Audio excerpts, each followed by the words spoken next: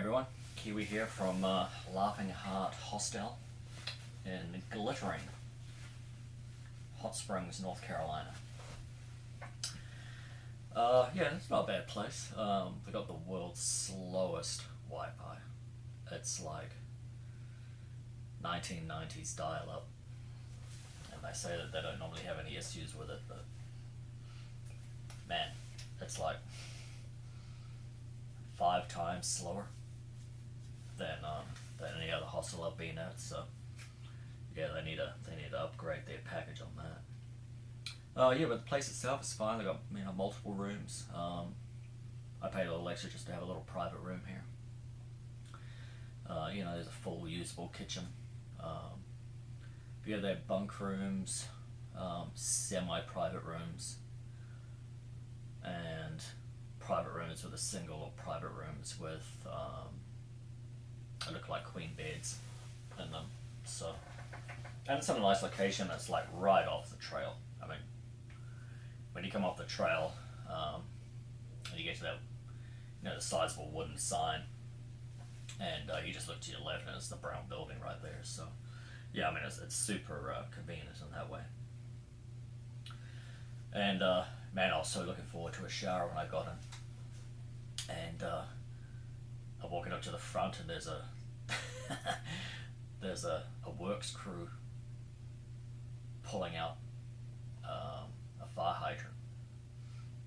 So they had a water burst, water mains burst, and so quarter of the town by the looks had no water, including the hostel. So I couldn't shower when I got here, couldn't go to the bathroom, couldn't do anything. So just dropped off my stuff, got a room, walked into a little downtown here, had some breakfast, and but not at the diner. Nope, the diner also didn't have water because they were just at that boundary of where the water was cut off. So had to go to some, I think it was like the Hillbilly Market. Had some sausage and egg biscuit. It did the trick for about an hour. And but thankfully they got the water back on. I think it was around 1 o'clock. So yeah, Kiwi is now clean and presentable. So yeah, I think because of the Wi-Fi issues, I'm going to try a little later on and see if it gets better. But I'm going to have a leisurely breakfast tomorrow when the diner's back open. And I think I'll just do a 10-miler tomorrow. I think I'm going up around 2,000 feet, leaving Hot Springs. And there's a shelter there around the 10-mile mark. But the other issue is that there's nothing beyond that for another 10 miles. So, yeah, I don't think I'm going to do 20 miles starting up, going up 2,000 feet. So, probably a 10-mile day tomorrow, and I'm okay with it. Man, yesterday from, Roaring Fork Sheltered Deer Park. Man, that was a gloomy day. That was a very gloomy day, and it was a shame because there was some nice stuff on the trail there, but I couldn't film any of it because I'm not getting my phone wet. But the neat thing is that the walk out of Roaring Forks is really easy for like 3.5, 4 miles, and you're crossing about a dozen streams. I mean, water is not an issue at all. So yeah, there's about a dozen streams, and about, I would say, 9 or 10 really nice stealth camp spots too. So when you leave Roaring Forks, it's a very meandering before it starts going up and then down and then up and then down. Some of them meandering, but you are not lacking for places to pitch a tent or to find water. Now once you start going up the rises, then water became scarce, and I got water at, I think it was Big Rock Stream, and Yeah, it's just 2 minutes off the path. It's blue blazed, and they had a black plastic pipe there, and it was very easy to get water out of it because of the pipe. And then I think 10, 15 minutes maybe past that, there was kind of like a cascading sort of waterfall. Small, but that crosses the trail, and you can get water there as well. So, but yeah, very, very, very gloomy day. It's my first day doing a whole day in the rain, and very misty, very misty. I think the mist only dissipated about 2 hours before I got to camp, and muddy trail obviously because it had rained all night. Actually, did it rain all night? No, it rained about half the night prior, and then all day, and then all of last night. Yeah, all of last night it rained as well. So, it had to happen sooner or later. I've had basically 3.5 weeks of pretty lucky weather, so I shouldn't complain too much. But yeah, it took forever. It was one of those weird days. I mean, you're making the mileage. It's not like you're not making the mileage, but it was just one of those days that just dragged on. Just dragged on. Now, I will say, when you look at the elevation charts, once you leave Roaring Forks and you do those spikes, they are nicely switchbacked. The gradients are really, modest. It's just that the track got muddy, and it was just taking forever. It was just a slow jaunt yesterday.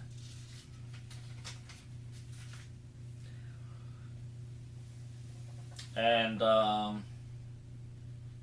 I got to Deer Park Shelter, and it's funny. Probably around 1 o'clock yesterday, I passed Walnut. Yeah, Walnut Mountain Shelter, and I'll include a couple of photos there. I think I've got some photos. Yeah, I would not recommend that place for an overnight in bad weather. It is tiny. It is tiny, and the floorboards look like something out of a 1880s barn. I mean, just worn to hell. Worn to hell. I didn't see the water source there because I was just getting out of the rain, having a snack, and moving on. But in fine weather, there was some decent campsites right by the shelter, and they had a really nice, almost brand new looking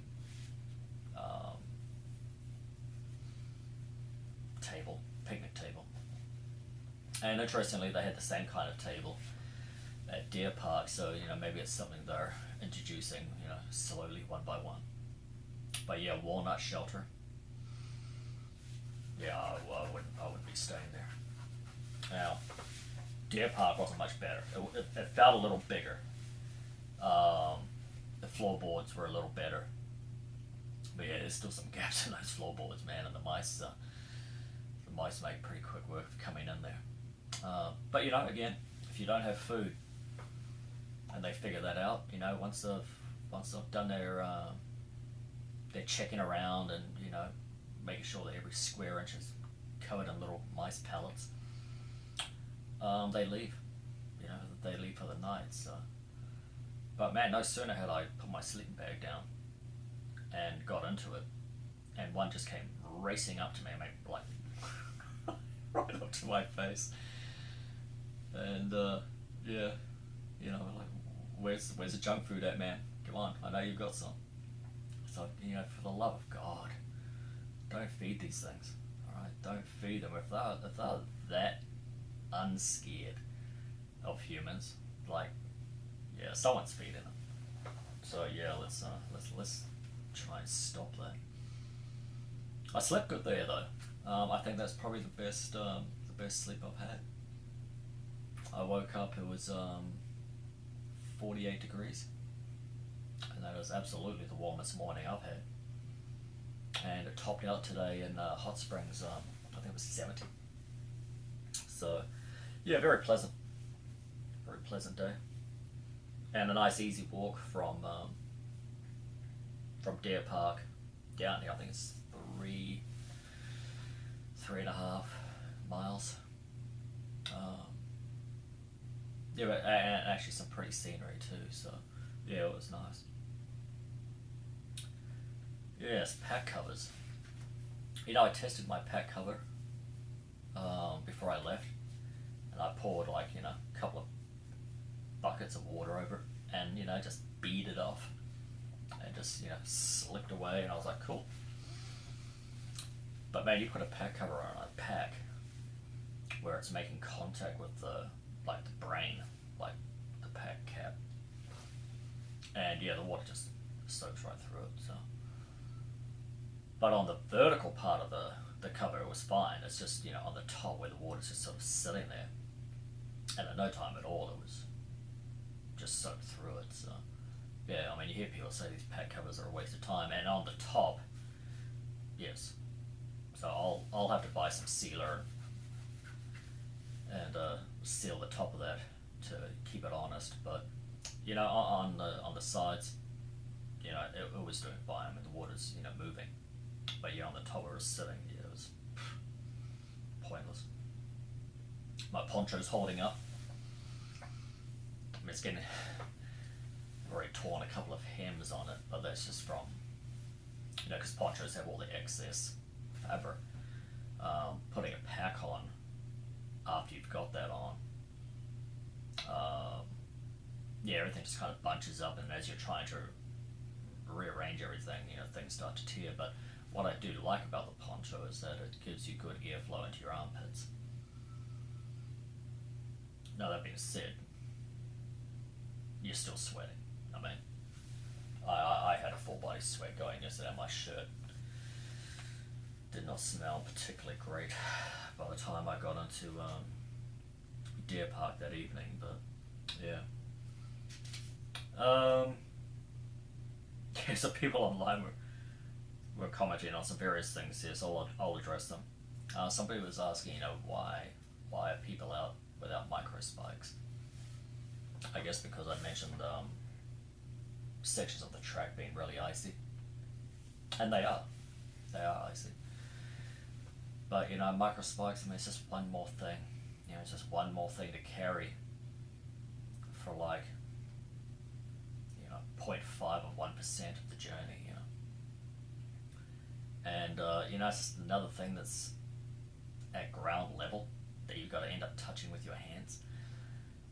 It's another reason why I don't understand gators. I mean, I've gone. Where am I at now? Almost 300 miles. 273 miles. And I haven't had a stone in my shoe yet. And at the end of the day, if your shoes are going to get wet, they're going to get wet. So, I know people have said that, that the primary reason for gators is to keep stuff out of your shoes. I mean, I've had nothing in my shoes. I mean, a gator, again, is just one of these things. I mean, you're constantly walking on a path where animals are, peeing and shitting in it. And, and they take pride in their placement. It's always right in the middle. So I don't want to be handling my shoes that much. I don't want to be handling other things that are attached to my shoes. It's just one more thing. It's one more thing you got to worry about getting cross contamination from. So, at the end of the day, navigating around these ice things, I mean, it takes a little bit of time, but it's not like you're spending 30 minutes trying to figure it out. I mean, it's just adding 4 or 5 minutes to your journey. So yeah, I wouldn't even be bothering with micro spikes. Yeah, somebody was saying, well, if you're smelling like pepperminty goodness, that's going to attract bears. And yeah, I mean, I guess it could.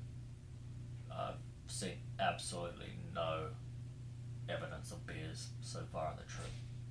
I am significantly more concerned with wild dogs.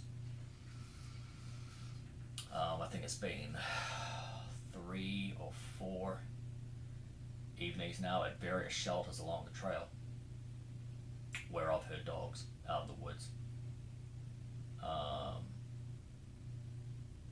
Barking, fighting, howling.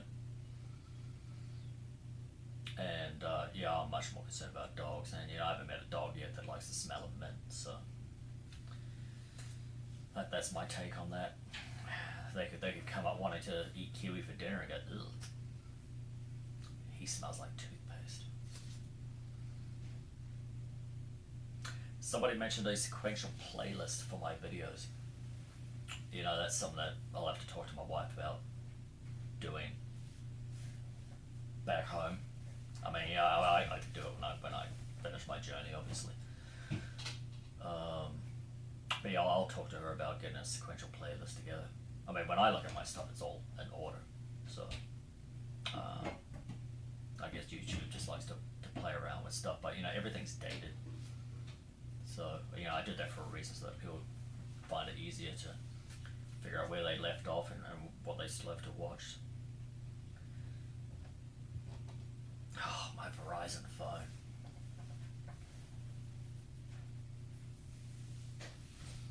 So I finally figured out what the issue was with my phone, right? So this is a Verizon phone for emergencies. Just in case someone were to happen to me out in the woods, I would have the ability to call out and, get help. So the first night I used my phone to call my wife, I had three to four bars and couldn't get hold of her. Like, couldn't even get a dial tone.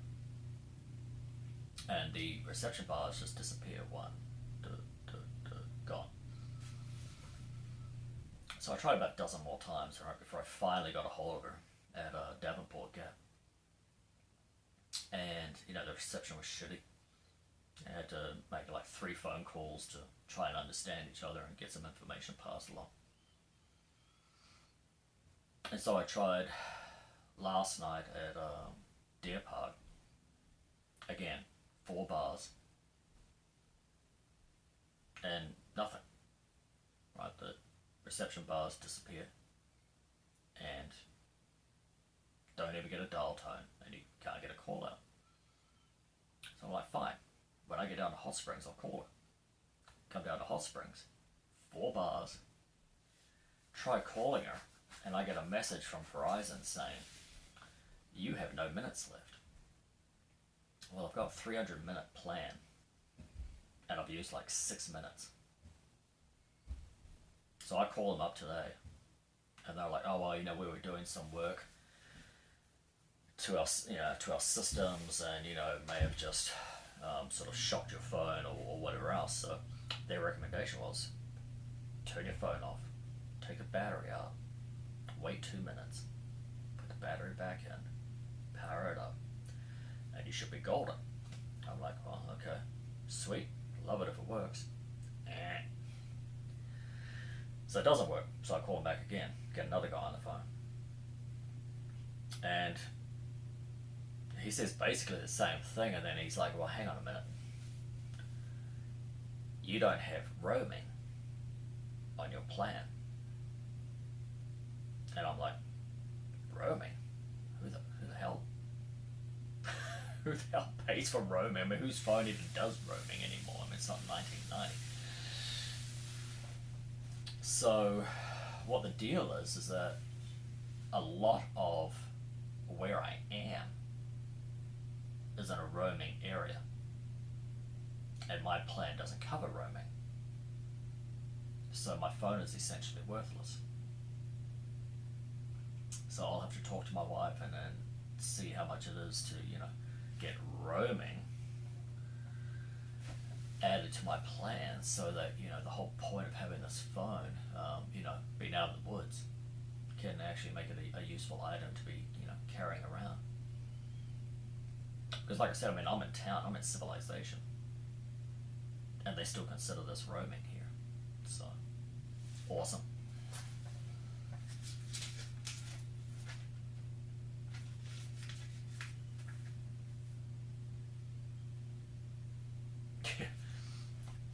I'm still getting still getting comments on my views on graffiti, and people are like, it's nice to have someone, actually say, can you please not? And my last thing on it will be, if you wouldn't do it to your parents' front door, don't do it. Whatever you're planning to do at these shelters, if you wouldn't do it to your parents' front door, then that pretty much tells you that you should not be doing it. Alright? It's not rocket science, man. It's just vandalism. Alright? It's vandalism. It's not cute. It's not smart. It's not funny. You're not deep. And you'll see some crap written on these things where people are just trying so hard to sound intelligent and deep. And it's just, sad. What else?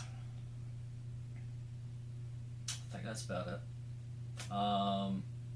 Like I said, probably do a 10-miler tomorrow. I'm gonna have a leisurely breakfast tomorrow, and since I missed out on my diner breakfast today, and do 10 miles. Someone said there's a chance of snow.